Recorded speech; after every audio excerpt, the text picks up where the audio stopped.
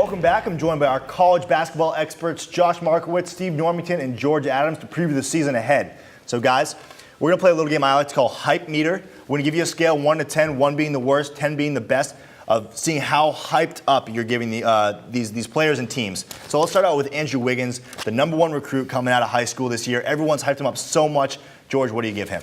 Well, guys, media has him at a 10 right now. Easily a 10, but I'm only going to give him a 7 for right now. He's a super athletic guy, 6'8". Maybe he's not the strongest. I weigh more than him, and I'm 6'2". But. Yeah. But, he can jump out of the gym. He's playing alongside guys who will help kind of draw the defense off of him a little bit. He's not the greatest of shooters right now, so I'm only giving him a 7, but I think he can definitely improve that going later. I'm with you at a 7 because his size and his athleticism make him the premier defender of this class.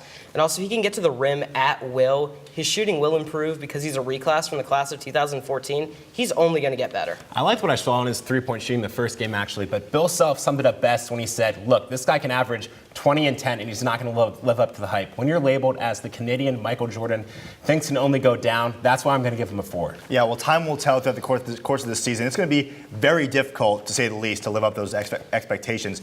Let's talk about the ACC. A little bit of a new look in the ACC this year. We got three new teams, Notre Dame, Pitt, and Syracuse all joining this year, Louisville next year. But as for this year, Josh, where do you have the ACC? I've got it at an 8. Duke, I think, is really the only legitimate championship contender here with Jabari Parker, but they lack rebounding.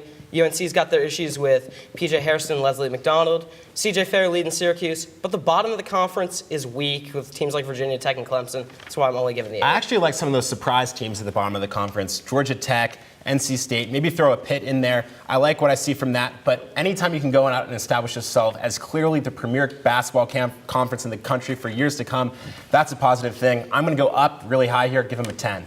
I'm in between you guys. I'm at a 9. Josh, I agree with you. I think Duke really is the only title contender, but I do like the depth of this conference. 5 teams in the top 25 to start. So I'm giving them a 9. Yes, not great at the top, but still good depth. Well, let's move from the ACC to the Big Ten, and in particular, the Michigan Wolverines. Regular season Big Ten champs last year. A lot of people wondering whether or not they can repeat this year and have as good of a season as they did last year. So, Steve, where do you have them? Who would think that fans in Ann Arbor would be looking forward to Michigan basketball over Michigan football? Brady Hoke obviously hasn't lived up to his job. But look, you're losing about 30% of your offense from an All-American that you lost and then a future first-round pick. That's something that's going to be very difficult to overcome. Mitch McGary isn't even going to play right now with his back injury. I just don't see how coach is going to be able to put these pieces together. I'm with Steve. I'm at a 3. They lost 40% of their scoring and 60% of their assists between Trey Burke and Tim Hardaway Jr. They're not going to be able to repeat their most efficient offense in the nation last year. I'm going to be a little more optimistic than you guys. I'm going to give them a 6.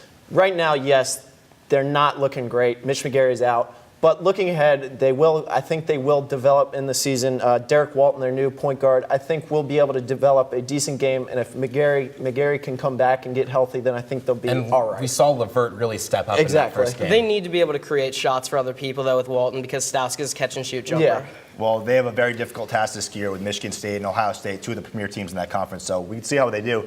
Let's focus a little bit closer to home here. Let's talk about the Elon Phoenix basketball team. A lot of hype with this team this year, a lot of great freshmen as well as that core group of guys who are all seniors now. So what are the chances that Elon goes dancing this year? Guys, I really want to give them a 10, but I'm only going to give them a 9. I'm really excited about this team. Looking at it, the depth of this team seems to be really there, especially when guys like Jack Eisenbarger and Agosa Edewani can get back and get healthy. Tanner Sampson, who has been lighting it up in the first 2 games, could possibly be coming off the bench later in the season when Jack Eisenbarger gets healthy. So I'm really big. Davidson hasn't looked great. They're really the only other contender in the SoCon. So I'm really big on Elon so far this year. I love Elon as much as the next guy, but Davidson, come on. They've won the conference 2 times in a row. They lost a lot of guys. They lost a lot of guys. No But you're bringing Cohen. back Damon Brooks. The guy was a SoCon Player of the Year. He was the tournament MVP last year. He can clearly dominate Elon's big guys inside. You think Troutman's going to be able to take him? No way. But a lot of that was due to Jake Cohen being able to take away some of the pressure And Nick from Cochran Brooks. hitting 49% exactly. of his threes. I'm at a 7 for Elon. All 5 starters coming back, obviously. What I like is that they're trying to test themselves with the schedule, play teams like Duke, Georgetown, and Colorado. Tanner Sampson and Jack Eisenbarger do need to improve their field goal percentages, though, for Elon to make a big run. Well, I think we can all be extremely optimistic about this team this year. It would be incredible to see them go dancing and make it to the tournament. We're going to take a short break, but next, Ryan hosts our NBA experts for our first shot clock segment of the year.